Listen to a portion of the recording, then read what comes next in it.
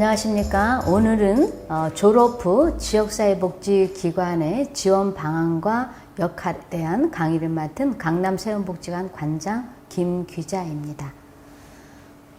여러분들의 그 관심사인 우리 자녀에 대한 졸업 후에 어떤 지역사회복지관에 나가서 어떠한 그 환경이 되어 있는가 라고 하는 것 때문에 많은 궁금증이 있을 것 같은데요. 그런 부분에 초점을 맞춰 강의를 진행하도록 하겠습니다. 먼저 이제 그 여러분들이 이제 자녀분들에 대한 생애의 주기, 현재 이제 어느 지점에 머물러 있는지 이런 한번 발달 단계를 한번 살펴보고 진행하도록 하겠습니다. 여러분들 그 우리 자녀분들의 영유아기는 거의 다 지나셨죠? 오늘 참석하시는 부모님들은 아마 아동 이후에 청소년기를 맞이하리라 생각을 합니다. 이 청소년기를 넘어서게 되면 이제 청년기에 이제 이르게 되겠죠. 청년기에는 이제 성인 초기로서 이제 결혼까지 하는 이제 시기로 좀 바라봐 주었으면 좋겠고요. 이제 이어서 이제 성인기는 이제 중기 후기까지를 여러분 자녀들을 한번 봐주시면 좋겠습니다. 그리고 마지막은 이제 노년기에 대한 부분으로서 이제 우리 자녀들도 또 직업을 가졌다면 은퇴 후 그렇죠? 노후 생활을 하는 부분 또 마지막 또 삶을 마감하는 부분까지 이 발달 단계를 한번 보았고요. 지금 오늘 강의에서는 학령기에서부터 이제 청년기에 이르는 이 과정에 여러분들의 관심사이고 이 부분에 맞추어서 강의를 진행하겠습니다.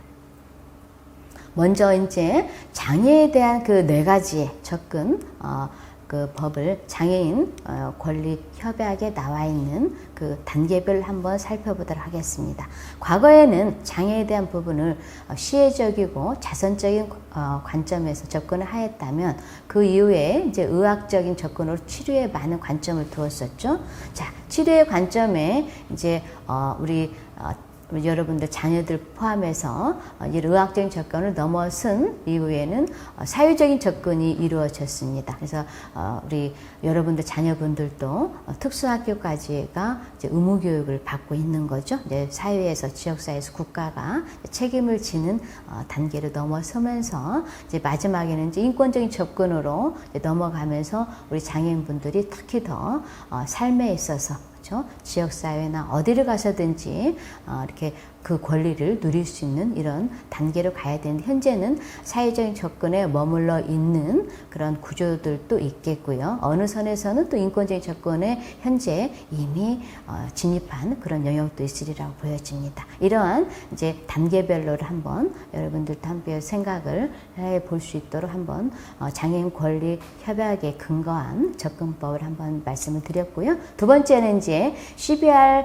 매트릭스라고 하는 이제 지역사회 기반에 있어서의 이제 여러분들 특히 더 여러분들 자녀들을 위한 또 WHO의 가이드라인이 있는데요.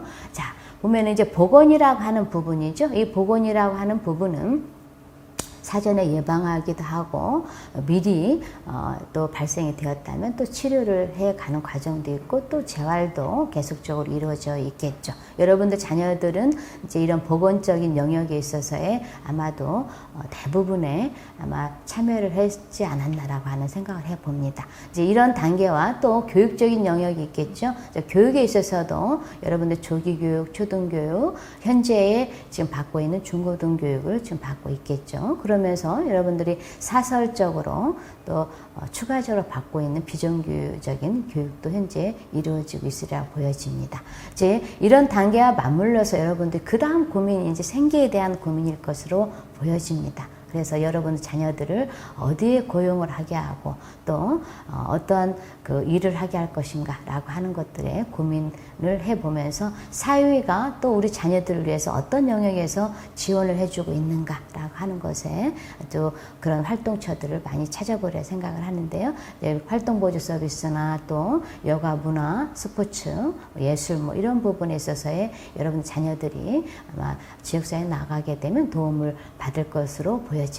그리고 이제 이렇게 삶을 살면서 이제 여러분 자녀들의 권익 공호 또 지역사회에 또 어떤 동원을 통해서든지 또 여러분 자녀들이 직접적으로 정치에 참여하는 부분들 또 여러분들 지금 부모님들도 또 정치에 참여해서 역할을 하는 부분들도 있죠. 또 이제 뭐 우리 당사자들이 어떤 조직한 그런 어떤 집단들 또 자조 집단들 이런 형성들이 더 추가적으로 있으면서 그들의 삶을 보다 더 나은 방향으로 삶의 질을 높이고 있다라고 보여집니다. 이렇게 여러분들 살펴본 바를 근거로 지역사회에 우리 지금 특수학교 또 우리 지역사회복지기관 또 여러분들 부모님들이 어떻게 삼자가 이루어져서 우리의 자녀들에 대한 삶을 지원할 것인가 라고 하는 고민을 함께 해보도록 하겠습니다.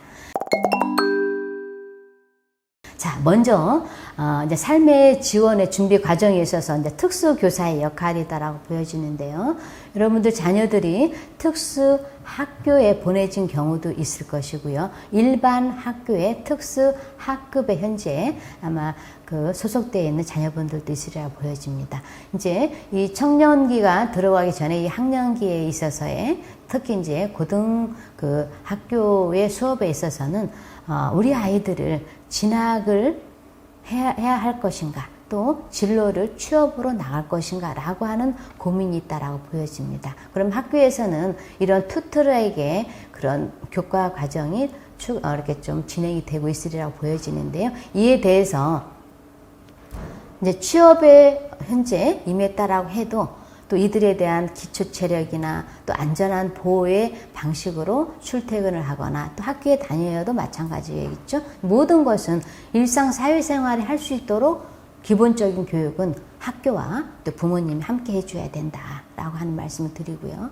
또 직업 훈련 과정에 있어서도 이제 고등학교 때 이제 일반 작업장이나 직업자 시설에 많이 보내져서 훈련을 받고 있는데 이런 교육들도 학교에서 그 연동이 될 수 있도록 준비 과정이 있었으면 좋겠다는 말씀드리고 현재 진행되고 있는 이런 과정을 이제 좀 더 세분화되어서 개인별로 맞는 직무를 좀 찾는 것도 특수 교사 선생님들이 한 번 더 해주시면 좋겠다라고 하는 말씀을 드립니다. 그러면서 사회화의 진입을 좀 더 빠르게 해줬으면 좋겠다라고 하는 바람도 있습니다. 자, 이렇게 이제 여러분들이 그 진학과 취업에 대한 부분에 이제 특수학교에서의 특수학급에서의 이제 교사들이 좀 역할을 더 해주시면서 이런 교과 과정에 실질적인 교과 과정으로 좀 이루어질 수 있는 그런 부분이 되면 더 좋겠다라고 하는 말씀을 드려봅니다. 두 번째는 이제 학부모님들의 역할이다라고 보여지는데요. 이제 학부모님들이 이제 자녀에 대해서 정확한 그 현재의 좀 진단을 해줬으면 좋겠다라고 하는 생각을 가집니다. 이제 내 자녀에 대한 부분, 이제 그대로, 그죠? 학부모님들이라 내 자녀에 대해서, 이렇게 인식이 조금, 좀 다를 수 있다라고 보여집니다. 그 인식은 조금 약간 편견? 이런 부분들도 또 있을 부분이다라고 보여지는데요. 그래서 학부모님들이 자녀의 인식의 변화는 이 성인으로서 이제 고등학교 정도면 우리 일반 자녀들도 상당히 어렵습니다. 이게 통솔하기 상당히 쉽지 않잖아요. 그죠? 이 지금 우리 자녀분들도 사춘기를 맞이하고 또 그들의 성인을 준비하는 그런 이제 그런 과정이 있기 때문에 지속적으로 부모님은 우리 장애 자녀도 성인으로서 독립적인 주체로서 인정하는 연습이 필요하다라고 하는 겁니다. 내가 부모로서 계속 보호하는 대상이 아니고 지속적으로 독립적인 주체로서 인정하는 연습을 해 주셔야만 이들에 대한 정말 삶의 그 지원, 여러분들이 정말 그 독립, 또 손을 뗄 수 있는 그런 과정이 필요하다라는 말씀 드리고요. 가정에서도 학교에만 맡기면 안 된다. 학교와 일체를 가지는 그런 과정이 필요할 뿐이지 부모님들은 손을 놓고 특수학교에 보냈기 때문에 학교에서 다 해주시리라고 생각하시면 안 된다라고 하는 거죠. 집에서도 동일하게 일상생활 교육을 해주셔야 되고요. 또 취업을 하게 되는 그 과정도 있기 때문에 경제교육도 시켜주셔야 되고요. 또 이제 청소년기에 이제 넘어서서 성인기에 가는 그 과도기에는 성교육도 시켜주셔야 됩니다. 그래서 보수적으로 숨기는 부분이 아니고 이렇게 오픈시켜서 전체 가족들이 또 역할을 해주셔야 된다라는 말씀을 드립니다. 성교육을 잘 받은 친구들은 구별할 줄을 아는 부분이 있습니다. 현장에 나와 보셔도. 그래서 지역사회에서도 이런 교육을 시키지만 집안에서도 함께 잘 시켜주시면 이 지금 과도기인 이 청소년기를 잘 넘길 수 있지 않으리라 생각을 해보고요. 그 다음에 이제 부모님들은 자녀를 위해서 다양한 정보 수집을 해주셔야 되고 파악을 해주셔야 되고요. 여러분들이 일반 장애를 가지지 않은 형제에 대해서는 그 자녀를 위해서 다양한 정보를 수집하고 대학을 보내거나 취업을 하거나 그런 모든 자료들을 부모님들이 굉장히 적극적으로 하시잖아요. 그런데 우리 장애의 자녀에게는 그냥 보호의 역할로서 많은 것을 그치는 경우가 많더라라고 하는 겁니다. 사회의 독립적인 주체로 하기 위한 그 방안으로서는 부모님들이 좀 많이 지친 부모님도 계시겠지만 자녀를 위한 또 내 자녀에게 가장 적합한 직업, 무조건 자리가 비어서 넣는 상태는 그렇게 바람직하지 않다라고 보여집니다.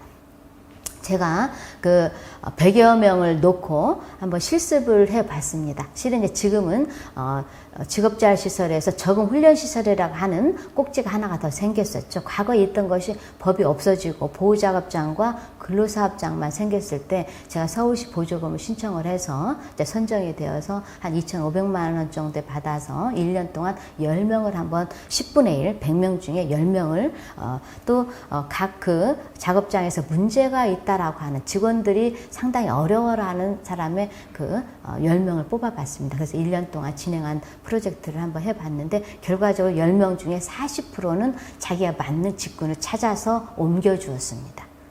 그렇죠? 이제 40%의 이제 1년 동안밖에 이제 관찰하지 못한 바였는데 실은 빵을 만들어 가면 빵을 만들지 못하고 거기에서 적응을 못하는 친구는 빵을 그 작업에 자기하고 직무가 맞지 않았던 거였고요. 또 비누를 만드는 친구도 직무가 맞지 않았어요. 근데 빵 쪽에 가서 그 촉촉한 이제 베이커리 반죽을 하면서 거기에서는 소리를 하지 않고 적응을 했다라고 하는 거죠. 이렇게 10명 중에 4명인데 보호자 입장에서는 좀 더 제빵 그런 프로그램에 가고 싶어라 했는데 안 된다. 자녀가 더 만족하고 직무에 맞는 것은 다른 작업의 장이었다라고 해서 설득을 해서 전환을 시켜준 그런 사례가 있었죠. 그래서 부모님의 욕구에 따른 자녀를 취업을 시키는 게 아니고 내 자녀가 가장 행복하고 즐거워할 수 있는 작업을 찾아서 취업을 시켜야 된다. 그래서 너무 성급하게 하면서 일어나는 그런 문제들. 그러면서 다른 곳들이 일단 종료를 하게 되는 경우가 나오기도 하잖아요. 그래서 이런 일이 없도록 하는 부분은 미리 준비를 해가서 특히 더 아까 그 특수학교에 제가 이제 특수학교에 우리 아마 부모님들이 요구하는 것들이 특수학교에 더 머물게 하는 그 전환 그런 그 학과들 있잖아요. 이렇게 더 머물기를 많이 원하시는데 저는 하루라도 빨리 한 해라도 빨리 지역사회에 나오게 하는 것이 더 목표가 돼야 된다라고 하는 생각을 가지고 있습니다. 왜? 1년을 빨리 나오느냐, 2년을 빨리 나오느냐, 3년을 빨리 나오느냐에 따라서 내 자녀가 사회생활을 빠르게 적응을 할 수 있다라는 겁니다. 다른 친구들은 20대에 들어와서 21살에 들어와서 벌써 적응을 하고 있는데 내 아이는 2년, 3년을 특수학교에 더 머물러서 나오게 되면 그 부분의 소수와 전체적인 사회화를 배우는 과정이 늦어진다라고 하는 겁니다. 그리고 교육이라는 것은 한 살이라도 더 빨리 적응을 하게 하는 게 더 큰 효과를 본다라고 하는 생각을 저는 현장에서 좀 느끼고 있는 그 사람 중에 한 사람이다라고 보여지고요. 그래서 그렇게 부모님들의 좀 인식도 바꿔달라라는 말씀을 드리고 이렇게 또 다양한 경험 또 이제 적응력 자녀들의 적응력 향상을 위한 교육을 찾아야 된다라고 하는 그 말씀을 드리고 싶습니다. 그래서 부모님들이 좀 더 그 정책적으로 관여하고 싶고 기타 등 여러 가지 하고 싶다라고 보면 어떻게 하면 지역사회에 나가서 내 자녀에게 밀접한 소수의 그 인원으로 지금 예를 들어 작업장에 나와서 10명당 1명 이렇게 되잖아요. 그 보호와 고용을 할 때 이런 부분도 좀 바꿔야 되잖아요. 이런 것에 부모님이 좀 참여를 해달라고 하는 거죠. 이제 구조를 좀 바꾸는 일에 그래서 좀 더 빠르게 우리 부모님들이 내 자녀에 대한 부분 일반 자녀와 동일한 인식을 가지고 취업을 하게 할 거냐 아까처럼 진학을 하게 할 거냐라고 하는 거에 따라서 이제 부모님들이 학교에 들어가셔서 상담을 하면서 좀 진행을 해주는 그 경우가 있었으면 좋겠다. 더 빠르면 중학교부터도 좀 진로 교육 상담을 받아서 좀 가지면 좋겠다라고 하는 바람도 있다라는 말씀 드립니다. 그래서 숫자를 하나를 더 알게 하고 영어를 하나를 더 알게 해서의 이게 적응력이 더 높일 것이냐. 그렇죠? 사회화를 더 빠르게 시켜서 지역사회에 함께 살아가는 시간에 더 편리하게 우리 자녀들 스트레스 받지 않고 하는 시간을 더 늘려줄 거냐라고 하는 것도 부모님의 역할이지 않나라고 하는 생각을 가져봅니다. 세 번째는 이제 다양하게 지역사회에는 복지기관들이 많이 있습니다. 상당히 많이 있는데 이 복지기관은 이렇게 연대적인 의식으로 많이 지금 변화를 하고 있습니다. 현재. 그래서 여러분들이 지금 장애인 복지관만 생각을 하고 있으면서 장애 관련된 것만 생각을 하시는데 저는 기능이 조금 우리 자녀가 좀 경계선에서 있다라고 보게 되면 저는 사회복지관으로 자리를 옮겨라라고 좀 하고 싶습니다. 왜냐하면 이렇게 좀 더 좋은 환경 쪽으로 일반적인 환경 쪽으로 옮겨주면 더 빠르게 적용을 하게 됩니다. 이렇게 기능이 좀 더 낮은 쪽으로 자꾸 뭔가에 들어가려고 하면 그 부분이 이렇게 재활이 되는데 상당히 시간이 더 걸리지만 환경이 더 좋은 쪽으로 옮겨 주었을 때는 훨씬 더 빠르게 적응을 하는 것을 보기 때문에 이런 말씀을 드리는데, 그래서 경계선 그 프로그램을 장애인복지관에 개설해 달라고 하기보다는 사회복지관에서 개설을 요청하는 거가 훨씬 더 자녀들에게 도움이 된다라고 하는 말씀을 드립니다. 그래서 이제 성인기에 맞는 프로그램을 복지기관에서 끊임없이 개발을 하고 있습니다. 그렇지만 아까처럼 이 한계에, 그죠? 어떤 물리적인 환경, 구조가 있지 않습니까? 장애인복지관에도 공간적인 한계가 있습니다. 그로 인해서 상당히 쉽지 않죠. 또 우리 부모님들의 시간이 또 저녁은 안 되고 오후 시간대, 그 시간대는 또 짧단 말이에요. 학교에 가기 때문에. 그래서 이런 여러 가지를 봤을 때는 이제 사회복지관도 적절히 잘 활용해서 장애인복지관 기타의 등등의 시설들을 이제 뒤에 가서 설명을 드리겠지만 이런 개발은 장애인복지관 끊임없이 계속적으로 시대에 맞춰서 준비를 하고 있는 현상이 이제 현실이다라는 말씀 드리고요. 그다음에 이제 우리 복지기관에서도 이제 정신적으로, 경제적으로 자립을 위해서 상당히 노력합니다. 자립. 그렇죠? 자립도 복지기관에 맡겠다, 복지기관에 맡기기만 하시면 안 된다는 거죠. 부모님과 함께 해야 된다는 거죠. 부모님, 우리 자녀, 그다음에 우리 기관들 함께. 그래서 경제적인 자립을 시키기 위해서 직업재활로 우리가 잘 넘겨서 또 직업재활에서의 직업을 또 잘 선택하게 해서의 안정적인 구조를 만들어내는 것. 이게 이제 또 기관에서 하는 역할들이고요. 또 주거의 독립. 돈을 벌게 되면 또 독립하게 되는 것도 부모님이 또 생각을 할 수 있도록 계속 부모님의 인식을 바꾸기 위해서, 의식을 바꾸기 위해서 이제 복지기관들이 노력을 하고 있죠. 그 다음에 이제 사회 통합적인 서비스 제공을 하기 위해서 부모님들 상당히 정보가 너무 남발한 거에 내 자녀에 맞는 것을 찾기 어려운 경우가 많이 있습니다. 그래서 이런 통합적인 서비스의 제공들, 어디에 가면 통합적으로 받을 수 있는가라고 하는 부분이 안 되어 있다면 지역마다, 권역마다에 또 이제 준비를 해야 되겠죠. 이런 것들도 부모님도 함께 요구해 가면서 함께 진행하고, 부모님 요구를 또 수렴해서 또 욕구를 파악해서 또 복지관들은 또 변화를 하게 되겠죠. 그래서 이런 다양한 서비스를 자녀들에게 맞는 서비스로 전환하게 만드는 것을 이제 부모님도 하시면서 지역서 복지관의 변화도 일어날 수 있다라고 보고요. 궁극적으로는 우리 자녀들이 건강한 그 문화, 지역사회 속에서 살 수 있도록, 또 정착할 수 있도록 돕는 것을 복지기관들이 또 하는 역할이다라는 말씀을 드립니다. 그래서 삶의 지원의 과정을 세 꼭지로 우리 특수교사들의 역할과 또 부모님의 역할과 또 우리 복지기관의 역할로 한번 살펴보았는데요. 이제 지금 살펴본 바로 지금 제가 한번 도식을 한번 해봤는데요. 이렇게 지속적으로 지금 여러분들 과정 속에서는 진학을 할 거냐, 취업을 할 거냐, 기타의 여러분들 더 치료들이 더 필요한 부분이 있다라고 하면 계속 공존해 가면서 지금 진행을 해야 된다. 그러면서 제가 현장에 있으면서 볼 때 운동은 놓치지 않아야 된다라고 하는 거예요. 우리 부모님 생각한 것과 다르게 이 근육들이 다 달리 발달되어 있어요. 그러면 이런 부분들은 직업재활 쪽에서의 이제 평가를 받아보면서 이제 하는 부분과 또 작업치료사의 부분에서 또 함께 연동을 해서 받아보면 좀 자녀들의 현 그 근력 상태나 또 어느 부분에 또 이렇게 장점이 있는가 이런 것들도 신체적으로 찾아줄 수 있으니까 그런 상담도 받아보면 좋겠다는 말씀 드립니다. 그러면 이렇게 여러분들은 지금 학령기에 지금 머무르면서 이런 지금 고민을 하고 있는 이런 과정 속에서 그렇죠? 이렇게 백그라운드처럼 운동과 여가는 지속적으로 시키면서 사회화 준비를 해달라는 겁니다.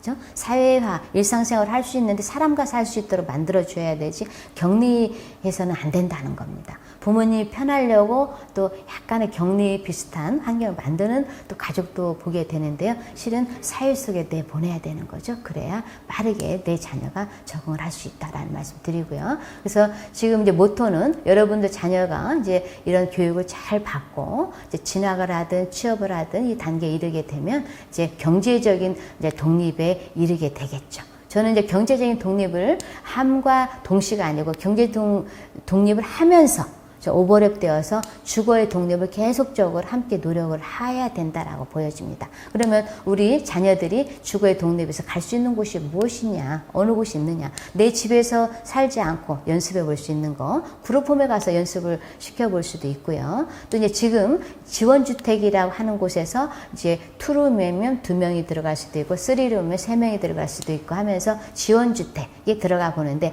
이때의 시기를 연습을 하는데, 이 완전한 이제 최저임금을 받을 수 있는 직업재활시설에 들어갈 수 있는 자녀도 있을 수 있고요. 여러분 자녀 중에 또 그렇지 못하고 보호작업장에 들어가는 자녀분들 있을 것이고요. 또 이제 직업훈련시설에 들어가는 적응훈련시설에 들어가는 또 자녀분들 있으리라고 보여져요. 이제 그러면서도 이 주거의 독립은 끊임없이 오버랩되어서 준비를 해달라고 하는 겁니다.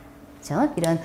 이런 이제 독립의 과정 속에 있다라고 보고요. 또 결혼도 시켜야 된다고 생각해야 돼요. 내가 죽을 때까지 데리고 있어야 되니까 무슨 결혼이냐라고 하는 부분보다는 서로 이렇게 함께 살 수 있는 구조. 저도 이렇게 제가 이제 보호자들 보면서 중매도 이렇게 해봐요. 해보는데 모든 분들이 뭐냐면 내 자녀가 좀 우월하다고 생각을 하세요. 그래서 이 성립이 안 돼요. 저 친구는 이렇게 잡혀여서 좀 안 맞다. 요 지적에서 너는 돈의 흐름을 너무 많이 써서 안 맞겠다. 이런 집도 있고요. 그래서 제가 몇 가정 이렇게 좀 보호자들 이렇게 컨택을 이렇게 해 보는 지금도 과정 중에 있어요. 이렇게 시켜보면 좋겠다. 근데 딱 한 가정은 성립을 해서 이제 독립해서 이제 지방으로 내려간 사례가 있는데 그 이후에는 지금까지 결혼을 시켜본 사례는 아직은 없습니다. 그래도 계속 던집니다. 보호자들에게. 그 정도는 제가 보기에 부모님 단편만 보지만 우리가 두 아이를 다 봤을 때 좀 적정할 것 같다는데 좀 수락은 안 하는 거죠. 이제 그런 부분을 좀 내려놨으면 좋겠다. 왜 일반 자녀나 여러분들은 결혼이라는 이 어떤 그런 테두리의 환경에 있으면서 내 장애 자녀에게는 이런 환경권 결혼에 대한 이 권리마저도 부모님 손에 있어서 이렇게 제어가 돼야 되는가라고 하는 것들도 좀 고민해서 행복한 가정을 잘 이루기 위해서 성인기에 이렇게 마지막까지 좀 삶이 이루어질 수 있도록 좀 우리 부모님들의 좀 고민이 묻어졌으면 좋겠다는 말씀 드립니다. 오늘의 이제 여러분들에게 좀 이제 함께 나누고 싶은 부분은 지역사회복지기관들이 이렇게 많이 프로그램들이나 이게 여러분들 지원할 수 있는 체계는 마련이 되어 있다라고 하는 겁니다. 보면 여러분들 장애를 가지고 있는 자녀들, 그렇죠? 자녀들, 여러분 부모나 자녀들에 대한 상담들이 사례 지원도 있고 상담도 있으면서 지원을 해드리고 있고요. 평생에 있어서 교육을 해주는 그런 기관들도 많이 있고요. 장애복지관들 거의 평생 교육의 시스템은 갖추어져 있다라고 보여집니다. 그리고 이제 직업에 대한 지원이 이루어진 직업재활시설들도 상당히 많이 있고 직업을 받으면서도 또 이렇게 사이사이에 또 직업에 그 적응을 잘할 수 있도록 또 지도해주는 복지관 프로그램들도 또 있다는 말씀 드립니다. 또 이제 여가, 문화활동도 할 수 있는 그런 프로그램들도 상당히 많이 있죠.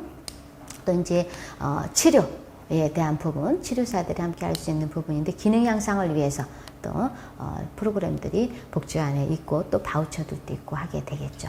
이제 여러분들 자녀들이 또 이제 보호, 이제 취업도 하지 못한 상태이다라고 생각을 하면서 이제 보호기관을 찾는 경우들도 있죠. 이제 이런 이제 주간 보호도 있을 수 있고 이제 거주 시설도 있게 되겠죠. 이제 이러한 복합적인 부분들이 우리 부모님들 이제 알아야 될 어떤 정보이면서 내 자녀의 현재 상태의 부분 또 어느 정도 무엇을 통해서 향상을 시켜서 또 다른 기능으로 전환될 수 있도록 하는 것들이 이제 이 지역사회에 많이 있게 되는데요. 한번 설명을 드리도록 하겠습니다. 이 사례 지원에 있어서는 이제 우리 부모님들 또 가족들 또 심리지원 상담이 있고요. 또 부모님 교육이 있게 되겠고요. 또 이제 가족에 대한 지원 서비스와 형제, 자매에 대한 지원 서비스도 있고요. 또 여러분들이 너무 힘들기 때문에 돌봄 휴가제도도 있게 되죠. 뭐 하루 갔다 와도 되고 1박 2일 갔다 와도 되고 2박 3일 갔다 와도 되고 그래서 약 뭐 100여만 원 좀 안 드는 2박 3일 가게 될 때는 그런 이 프로그램을 서울시에서 지원하고 있습니다. 그리고 또 이제 형편이 정말 어려워서 혼자 감당하기 어렵다라고 하면 지역사회에서 어떻게 이 가정과 당사자를 좀 지원할 것인가라고 하는 사례 지원도 있다라는 말씀을 드립니다. 자, 그러면 이제 평생 교육에 있어서 또 우리 자녀들 평생적으로 너무 힘든 그렇죠.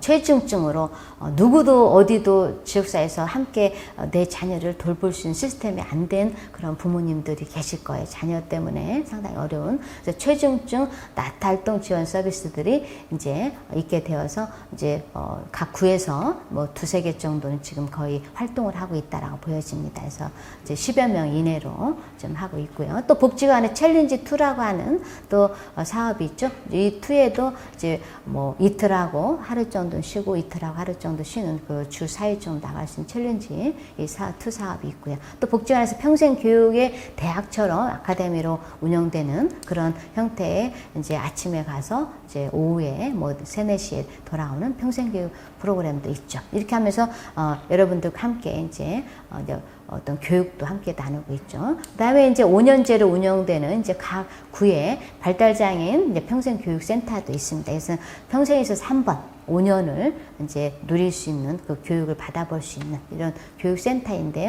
이제 조금 이 부분은 연장선 비슷하죠. 그러면서 이제 다양하게 직업도 또 주거도 이런 교육 커리들이 이제 있게 되는데, 그래서 이 5년은 이제 뭐 40대에 써도 되고요, 뭐 20대에 써도 되고 평생에서 한 번은 이제 들어가 볼 수 있는 교육이어서 저는 이제 뭐 단기거주에 계신 분이나 주간보호에 계신 분이나 한 번은 이용해 봐라라고 좀 권장을 하고 있습니다. 그래서 이 평생교육센터에서는 사회복지사도 있지만 또 특수교사들과 함께 어우러져서 이 2명이 이제 5명을 보는 그런 체계로 되어 있기 때문에 이제 그 교육센터에서 상당히 괜찮더라고요. 저도 운영을 하면서 보니까 상당히 겁을 먹고 뭐 처음에 딱 오픈을 하고 봤을 때 그런데 아주 첫날에 거의 이렇게 무리 없이 잘 적응하는 시스템을 만들었는데요. 그래서 이런 이제 국가가 이렇게 특히 이제 서울시가 많은 지원해 줘 가면서 하는 평생 교육이 있다라는 말씀 드립니다. 그 다음에 이제 아까 여러분들이 이제 조금 이 관심사에 좀 많이 있을 것 같습니다. 직업에 있어서 지원을 해주고 있는데요. 이제 직업 지원은 이제 직업재활 시설로서 보시게 되면 직업 적응 훈련 시설, 보호작업장, 근로사업장이 되어 있는데요. 뒤에서 설명을 드릴 거고요. 그러면 직업 지원에 있어서는 직업 상담과 평가를 해 드립니다. 여러분 자녀들이 이 부분을 한 번 정도 미리 받아도 됩니다. 이 평가는 받아보셔서 내 자녀에 대한 그 직업에 대한 또 어느 부분에 우리 자녀가 그래도 우리 보면은 여러분들 일반 자녀들도 적성 검사를 하잖아요. 그런 것과 마찬가지로 직업에 검사를 하는 겁니다. 그래서 이것은 꼭 받아봐야 된다. 고등학교 때 저는 미리 받아봐도 된다고 생각을 해요. 그래서 좀 이렇게 가족지원센터나 들어오게 되면 지역상담을 좀 받도록 좀 권유를 하고 있는데요. 하게 되면 부모님들이 좀 내 자녀에 대해서 방향을 잡기에 좀 좋을 거라고 보여지고요. 그래서 직업 훈련을 시키고, 그다음에 취업도 지원을 하고요. 그다음에 일반 취업도 밖으로 나가게 또 하게 되고, 또 일반 취업에 나가게 되면 현장제도 지도도 하게 되고요. 또 직업부의 적응 지도도 도와주고 또 지원 고용도 할 수 있도록 하고요. 또 이제 우리 발달장애인에 대한 일자리 양성 교육을 통해서 행정보조원과 이제 요양보호사를 대기센터에 파견하고 하는데 최저임금을 받고 이제 우리 4시간씩 쓰고 있는데 아주 만족도가 높습니다. 지금 이제 코로나 때문에 지금 현 상태에서는 70%밖에 다 문을 닫아서 이제 가지 않고 지금 받고 있는 그런 현상이고요. 그다음에 정부에서 하는 4시간짜리 일자리, 8시간짜리 일자리, 뭐 이런 일자리 주당 뭐 15시간 하는 일자리 이런 일자리들도 있죠. 그래서 다양하게 이제 직업 지원이 이제 지역사회에서 이루어지고 있고요.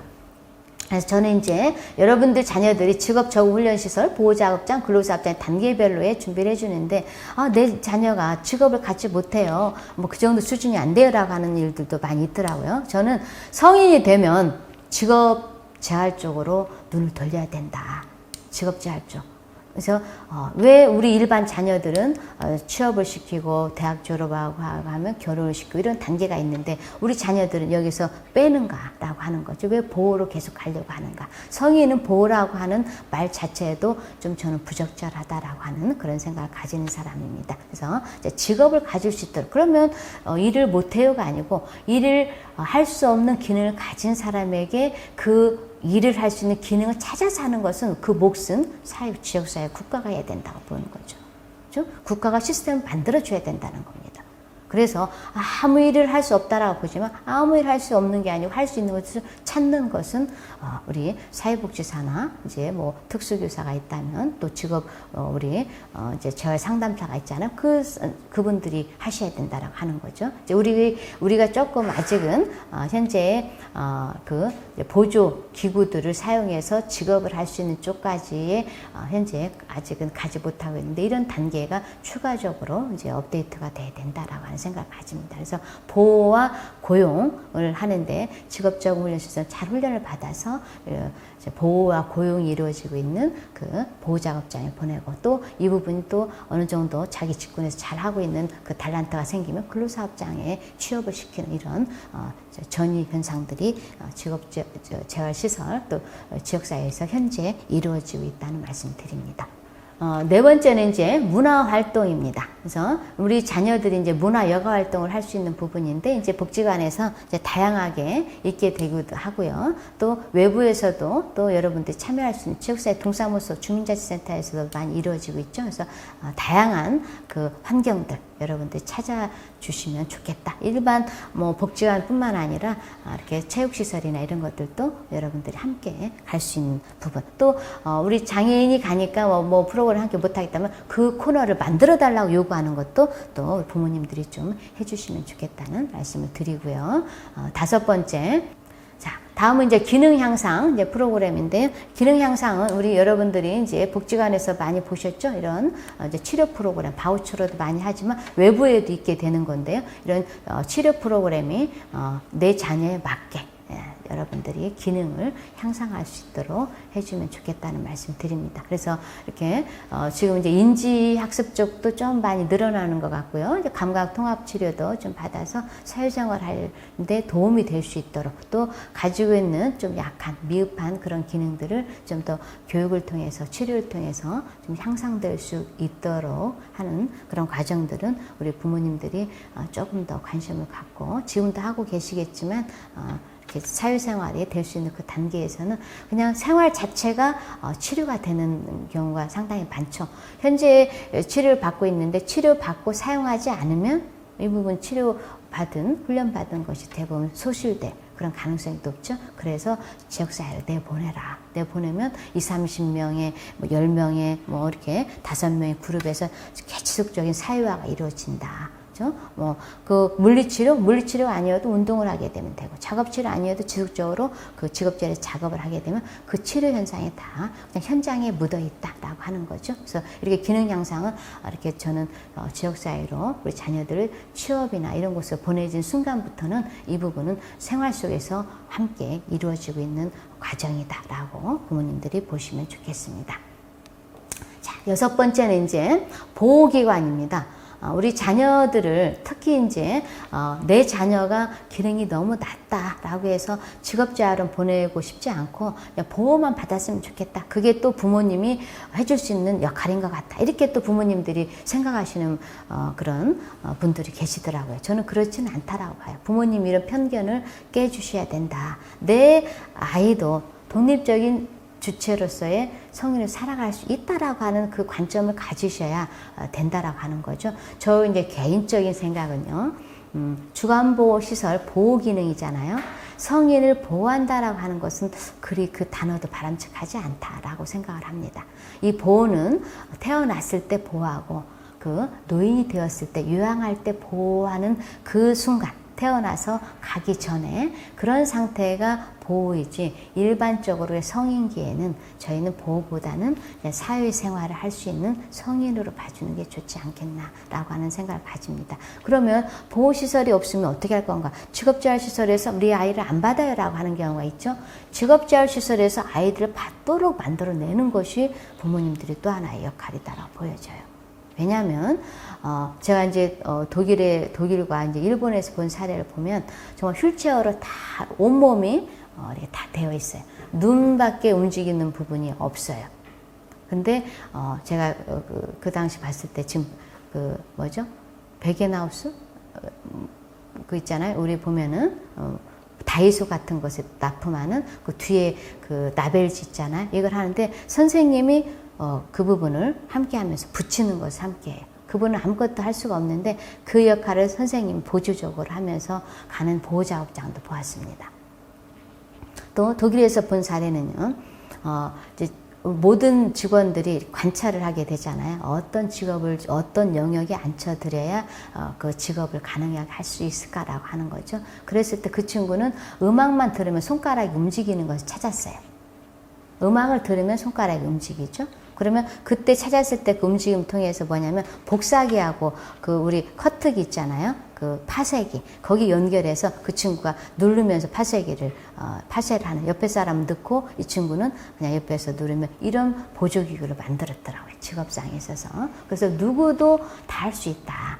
그런 이제 우리나라에 이제 우리 직업재활시설에 이제 직업을 할 수 있는 그런 연구를 해서 아마 그 보조 기기를 연결해주는 그런 시스템만 들어온다면 제가 가능성이 있다라고 보고, 이 보호시설보다는 우리 자녀들은 직업재활시설로 갈 수 있다. 그럼 수가 늘어나야 되죠. 왜?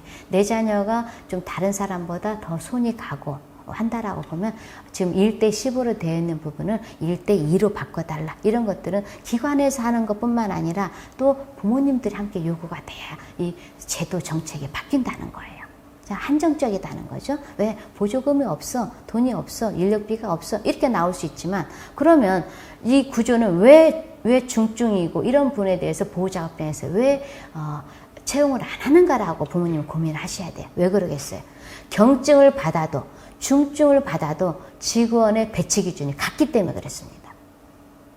중증을 받으면 배치의 기준이 뭐 5대 1이다, 3대 1이다 해주면 다 받죠, 보호작업장에서. 근데 그런 시스템이 국가가 일률적으로 이것을 직원 배치 기준을 나눠 있기 때문에 그렇습니다.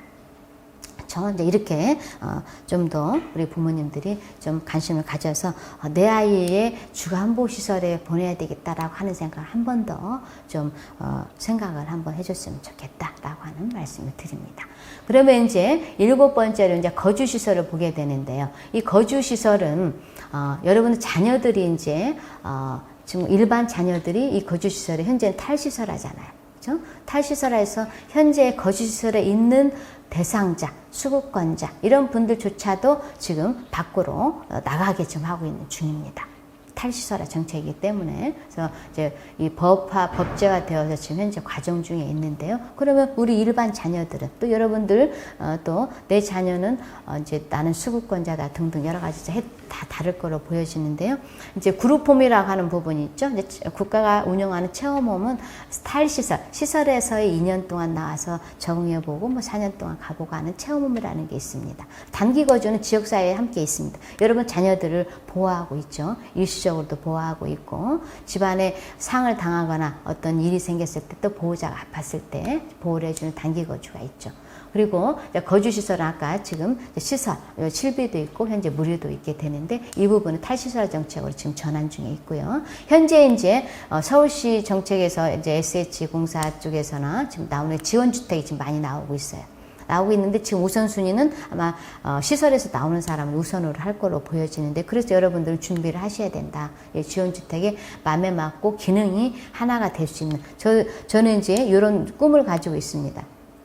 지원주택에 들어가는데 똑같은 형태를 가진 그런 장애보다는 누구는 부엌 일을 잘하는데 설거지 다치고 청소 잘하는 탤런트를 가지고 있는 대상자와 누구는 예를 들어서 리모컨도 켜고 등등 뭐 할 수 있는 누구는 이렇게 해서 2인 방이다, 투룸이다라고 하면 둘이 묶어주면 1인분이 될 수 있는 역량을 가진 거. 셋을 묶어주면 셋이 하나의 사람이 하는 형태를 다 함께 어우러지는 이런 지원주택으로 보내지는 것을 목표로 삼고 준비를 하고 있습니다. 그래서 이제 조금만 여러분들이 지금부터 준비를 해주면서 내 자녀를 어디에 보낼 것인가. 또 이제 이 임대주택에 보내지는 경우도 있죠. 여러분들 자녀들 30세 이상이 되게 되면 이제 여러분들 임대주택에 들어갈 권리가 생기잖아요. 자격이 생기잖아요. 내 자녀가 30세 이상이 되면 홀로 독립을 할 수 있는 부분인데 홀로가 안 된다? 그러면 지원주택을 잘 활용해 보시면 좋겠다. 그리고 현재에도 단기 거주는 수시로 여러분들 쉼을 위해서나 좀 보호를 할 수 있으니까 이런 단기 거주 시설도 잘 찾아주시면 좋겠다라고 하는 말씀을 드립니다. 자, 그러면 이제 이 거주시설에 있어서 여러분들 방금 말씀드렸듯이 이렇게 좀 가족적으로 혹시나 이렇게 부모님이 계시면 아버님이 학대를 하거나 혹시 이런 부분이 있어도 좀 피난처 역할도 좀 해주고 있는 곳이 단기 거주다라고 하는 말씀을 드립니다. 자, 그러면 이제 여러분들 지금도 많이 활용을 하고 계시겠지만 이 사회 서비스 있죠? 그래서 중증장애 활동보증 서비스 지금도 아마 학교 갈 때나 기타 프로그램 이용할 때 이 프로그램을 여러분들 이용하고 계시겠고 또 여러분들이 치료 바우처 또 뭐 기타의 여러분 체육으로 하는 이런 여가의 부분과 기타 아마 바우처가 밖에서 많이 지금 활성화되고 있죠. 이제 이런 것들도 지금 여러분 잘 활용하셔서 내 자녀의 근력이나 이런 것들 좀 많이 소진할 수 있도록 활용할 수 있도록 해주시고요. 특히 부모님들이 이렇게 행동이 큰 그렇죠? 여러분들 이제 밖에서는 문제라고 하지만 저는 이제 문제라고 하는 말을 사용하는 것을 문제 행동이라고 표현하고 뭐 도전적인 행동이라고 표현하는데 저는 조금 부적절하다고 생각하고요. 도전이라고 하기보다는 저는 그 질환으로 인해서 나타나는 행동들이라고 보여집니다. 그러면 그 원인을 찾기 위해서 우리가 지금 노력을 해야 된다라고 하는 거가 관점인데요. 왜 그 행동이 나왔을까라고 하는 거죠. 그래서 이제 치료기간에 아니면 운동기간에 막 12시간 막 뺑뺑이 돌리듯이 보내는 것은 그게 오히려 학대입니다. 저는 부모님들이 그렇게 자녀들을 뭐 때리는 건 학대가 아니고요. 그거에 맞지 않는 건데 막 밖으로 돌리고 하는 것들이 되어지고요. 소리를 지르면은 소리를 지르는 그렇죠? 그 원인이 있어요. 그 원인을 찾으면 소리를 하지 않는 거예요. 문제 행동이 나와요. 근데 그 전 단계에 무슨 행동이 있었기 때문에 그 행동이 나왔는가를 찾는 거가 이제 저희 지역사회 기관들이 이제 해야 될 역할인데요. 이제 바우처 기관을 무조건 맡겨서 집에까지 딱 데려다 주니까 너무 좋아서 이렇게 하는 것은 저는 그리 바람직하지 않다. 부모님들이 어떻게 하고 있는가를 다 보셔야 돼요. 차 안에서는 어떻게 하고 있을 것인가. 태우고 갈 때, 뭐, 저는 기관장이지만 제가 막 그런 이 바우처 기관 들어갈 때 굉장히 제가 까다롭게 많이 했어요. 이렇게 옮겨갈 때, 그 가는 과정 속에, 뭐, 무슨 저기가 보이면은 왜 그랬는지도 파악을 하고요. 그래서 바우처 기관도 거꾸로 막 크레임을 제가 거는 그런 형태도 있었는데요. 부모님도 관심을 가져야 된다라고 하는 말씀을 드립니다. 그래서 이런, 이제, 성인이 되어도 바우처 기간은 쓸 수 있는 그런 여러분들 쿠폰들은 다 가지고 있을 걸로 보여지는데 이제 적절히 잘 활용하시면 상당히 좋다. 그렇지만 내 자녀에게 맞지 않는 기관으로 보내지면 안 된다라고 하는 거예요.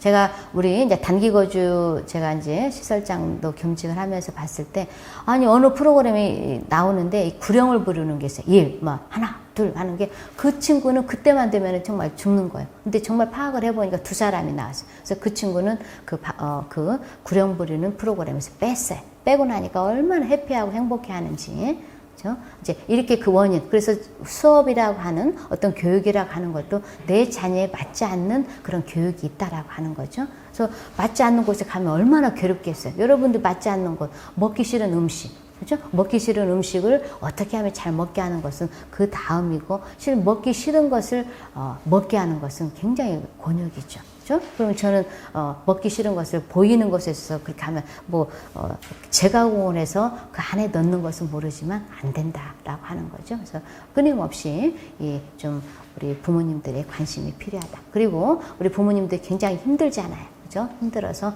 여러분들 그 상담 기관에서 또 바우처를 또 쓰고도 있잖아요. 또 기관들에서 또 지역사회 가족지원센터라고 하는 곳들도 있잖아요. 그래서 여러분들 이렇게 어딘가에 말을 할 수 없을 때 함께 상담도 하고 또 호소도 해보고 하는 것을 이렇게 될 수 있는 기관들 지역사회에 많이 있다라고 하는 말씀을 드립니다. 자, 이제 제가 이제 마지막 이제 결론으로 한번 보는데요. 여러분들 그 자녀들이 졸업 후에 이제 어떠한 지역사회에서 내 자녀의 삶을 지원하고 어떻게 내가 준비해야 되고 내 역할은 무엇인가 이렇게 하는데, 그래도 현재의 구조에서는 여러분들과 가족과 학교와 우리 지역사회복지기관이 잘 연대해서 내 자녀를 위한 이제 미래를 준비를 해야 된다. 그래서 부모님들이 다 고등학교 졸업해서 그 다음 생각하면 제가 보기엔 너무 힘이 들 것 같아요. 미리 준비해야 된다. 더 빠르면 저는 좀 중학교 후반부터 중3 때부터 우리 있잖아요. 자녀들을 특성화 고등학교를 보낼 건가 인문고등학교를 보낼 건가 막 준비를 하잖아요. 그렇듯이 중학교 2, 3학년 때부터는 적어도 내 자녀를 위해서 직업평가도 해보고해서의 부분도 가고, 내 자녀가 어떤 두뇌에 있어서 또 탁월한 부분이 무엇이 있을까, 그런 직업군은 무엇이 있을까라고 하는 것을 미리 준비를 하시게 된다면 자녀의 미래는 부모님의 덕에 좀 더 꽃을 피우는 시간을 더 앞당길 수 있을 것이다라고 하는 생각을 가지고요. 또 우리 학교에서는 제가 말씀드렸지만 계속 학교는 이 지역사회에서 살아갈 수 있도록 돕는 자의 역할이죠. 이제 교육이라고 하는 부분은. 그래서 이 교육을 제가 봤을 때 이제 우리 직업재활시설에서 이런 소리가 있었어요. 밥을 잘 먹는 100명이 있으니까 제가 상당히 저는 분석을 많이 하는 사람 중에 한 사람인데요. 100명이 있는 직업재활시설에 작업장이 있는데요. 점심 식사 지도를 안 하고 먹는 퍼센테이지, 지도를 해야 될 대상자, 이런 부분이 있어요. 그러면 밥을 먹는데 이렇게 지도가 없이 할 그 대상자가 어느 특수학교를 나왔느냐라고를 제가 이렇게 좀 직원들과 이렇게 토의를 해보면서 한번 해봐라 라고 한 적이 있었는데, 유형이 나왔어요. 어느 학교 출신은요, 이 부분이 되어 있어요 라고 하더라고요. 또 이제 이렇게 직원들과 계속 고민을 하는 것이니까요. 그래서 이렇게 지금 학교 선생님들이 학교에서 어떠한 의지를 가지고 적응해서, 그러면 현재 우리 직업재활시설에서의 그 부분이 손이 안 가잖아요. 그죠? 그러면 또 우리가 대소변을 다 가려야 된다라고 하는 것으로 이렇게 딱지를 하는 게 있죠. 그렇지 못하면 이용이 못해요라고 기관들이 하게 되는데, 그것도 잘 맞진 않아요. 왜? 그거는 지금 받는 입장에서 이제 직원 편이거든요. 이것은 직원 편이란 뭐냐면 국가가 일단 제도가 잘못해놔서 그런다는 거죠. 중증의 대상자들에 대해서 직원의 배치율을 높여줬더라면, 실은 제가 이제 세움이 있는데요. 강남 세움. 저희는 중증입니다. 보호작업장도 중증이에요. 이렇게 들어왔을 때부터 저는 처음부터 면담이라는 것을 없앴습니다. 그래서 들어오는 대로 바닥이 있기 때문에 중증이죠. 다른 사람 다 놀래요. 보호작업장이 주간보호 같다라고 하는. 그래도 제가 거의 6억까지의 매출을 뽑은 적도 있어요. 이렇게 학교가 이제 실질적인 고등학교 정도에는 실질적인 교육으로 보내주기 위한 어떤 직무교육도 하나의 이제 좋은 커리로 좀 비중을 좀 더 높여줬으면 좋겠다라고 하는 바람이 있다라는 말씀 드리고요. 우리 지역사회복지기관은 여러분 자녀들이 나오면서 또 나오기 전부터 이제 아까 생애 주기별로 준비를 계속적으로 변화를 하고 있으니까 끊임없이 부모님들도 요구를 해주세요. 끊임없이 이렇게 사회를 바꿔나가는 거, 국가를 바꿔나가는 거, 이제 이런 것에 좀 동참을 해주셔서 연대의식을 함께 책임과 의무를 좀 가져주시면은 내 내 자녀의 미래는 좀 더 밝아지고 또 내가 좀 더 건강했을 때 내 자녀의 삶의 현장을 눈으로 보면서 변화시키는 역할을 또 부모님이 후견인의 역할을 해주시면 좋겠다라고 하는 바람이 있습니다. 자, 이렇게 제가 이제 결론적으로 말씀드리면서 여러분 가족은 끊임없이 학교에 정말 학교를 존중하고 선생님을 존중하고 해주셔야 돼요. 또 지역사회복지기관도 또 보게 되면 부모님이 너무 하대하는 경우가 많이 있어요. 이렇게. 그런데 상당히 부모님은 맡겨서 이 부분보다는 함께 존중해 주는 그런 어떤 기본적인 그 자세, 마음을 좀 가지고 내 자녀를 잘 맡겨서 내 자녀의 성장을 위해서 함께 그런 고민을 하는 것에 있어서는 모두 다 공감하고 동의하기 때문에 그렇게 해주시고, 이 과정은 여러분들이 이 구조 시스템에서 아까처럼 국가가 해야 될 역할도 있기 때문에 그 부분이 수반이 되지 않으면 왜 직원 근로자의 그 어떤 인권 향상도 상당히 우리 이용자와 동등하거든요. 그렇기 때문에 쉽게 변화하지 못하는 부분이 있기 때문에 부모님들은 그런 역할에 좀 더 어떤 행동을 더 해주시면 아마 지역사회복지관이 변화하는데 많은 도움을 가질 걸로 보여집니다. 오늘 짧은 시간 내에 우리 보호자님들에게 지역사회복지 어떤 다양한 그런 서비스를 한번 살펴보았는데요. 나중에 아마 지역사회에 나가시면 또 각 구에 여러분들 아마 다 복지관이 있고 또 이런 내 자녀를 돕는 시스템이 많이 되어 있기 때문에 그런 도움을 받으시면 삶을 여러분들 고민하는 거 많이 해결이 되리라고 생각합니다. 오늘 끝까지 경청해 주셔서 감사합니다.